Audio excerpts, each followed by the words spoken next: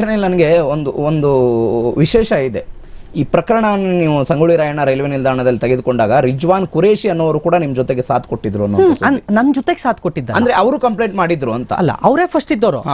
ಅಂದ್ರೆ ನೋಡಿ, ಇದಕ್ ಮುಂಚೆನೆ ಅವರು ಸ್ಟೇಷನ್ ಅಲ್ಲೆಲ್ಲ ಹಿಡಿದಿದ್ದಾರೆ, ಎಲ್ಲಾ ಕಡೆ ಹಿಡಿದಿದ್ದಾರೆ.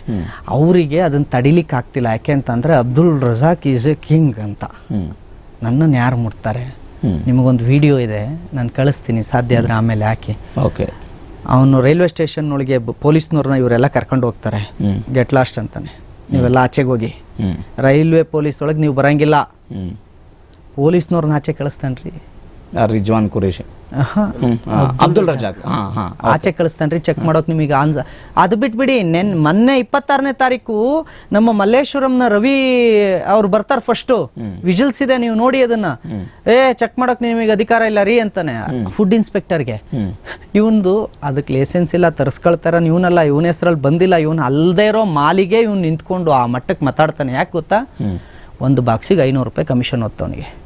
ಸೇಫ್ಟಿಯಾಗಿ ರಾಜಸ್ಥಾನದಿಂದ ನಮ್ಮ ಶೆಡ್ಡಿಗೆ ತಲುಪಿಸೋ ಜವಾಬ್ದಾರಿ ನಿಂದು. ಸರ್ಕಾರ ನಂದಿದೆ, ನಾನು ತಲುಪಿಸ್ತೀನಿ. ಈಗ ನಮ್ಮ ಉಳಿದೆಲ್ಲ ಆರೋಪಗಳನ್ನ ಬಿಟ್ಟು ನಾಯಿ ಮಾಂಸ ಆ ವಿಚಾರದಲ್ಲಿ ಅದನ್ನ ಚರ್ಚೆ ಮಾಡಿದ್ರೆ ಇದು ನ್ಯಾಯ ಸಿಗಲ್ಲ, ಪ್ರಕರಣಕ್ಕೆ ನ್ಯಾಯ ಸಿಗಲ್ಲ. ಯಾಕೆಂದ್ರೆ ನಾಯಿ ಮಾಂಸ ಅನ್ನುವ ಒಂದು ಆರೋಪವನ್ನು ಬಿಟ್ಬಿಡಿ, ಅದು ನಾಯಿ ಮಾಂಸ ಅಲ್ಲ ತಾನೆ, ಉಳಿದಿದ್ದೇಳಿ ಐಸ್ ಕ್ಯೂಬ್ ಅಲ್ಲಿ ತಂದಿದ್ ಕರೆಕ್ಟಾ, ಇಲ್ಲಿ ಲೀಗಲ್ ಆಗಿ ಬಂತ ಅದು. ನೋಡಿ, ಈಗ ಮುನೇಗೌಡ್ರು ಇದಾರೆ ಇಲ್ಲಿ ನಿಮ್ಮ ಪಕ್ಕದಲ್ಲಿ, ಇವ್ರು ಒಂದು ಮಾಂಸದ ಅಂಗಡಿ ಇಟ್ಕೊಂಡಿದ್ದಾರೆ. ಇವ್ರನ್ನ BBMP ಕೇಳ್ತಾರೆ, ಸ್ಲಾಟ್ ಹೌಸ್ ಎಲ್ಲಿ ಕಟ್ ಮಾಡ್ತೀರಾ ಅಂತ. ಇಷ್ಟು ಮಾಂಸ ತರ ಅವನನ್ನ ಸ್ಲಾಟ್ ಹೌಸ್ ಎಲ್ಲಿ ಅಂತ ಯಾಕೆ ಕೇಳಲ್ಲ?